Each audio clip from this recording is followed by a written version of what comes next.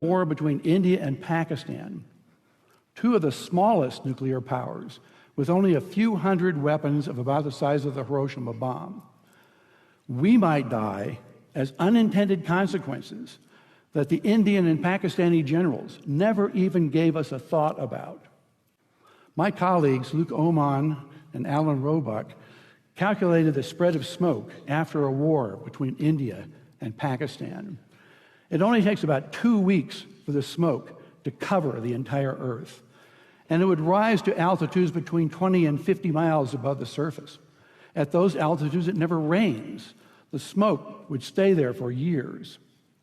This farmer may be in Europe or in the United States, but many thousands of miles from Pakistan and India, is looking at the smoky sky above him and down at the crops that have died in his field from lack of light and cold temperatures.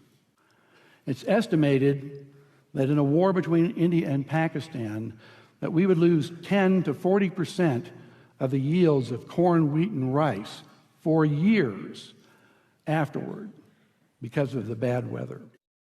The entire world only has enough food to feed the population for 60 days unless agriculture produces more food.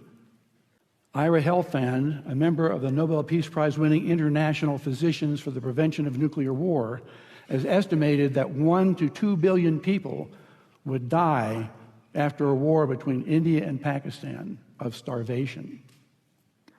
And after a full-scale nuclear war, temperatures would plunge below ice age conditions. We would be in a nuclear winter.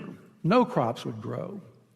It's estimated that 90% of the population of the planet would starve to death, and civilization would be destroyed. And no one would be safe. Not those in countries with no nuclear weapons, not those in countries that didn't participate in the war, and not those on the other side of the planet from where the explosions occurred. No one would be safe. I bet you're not getting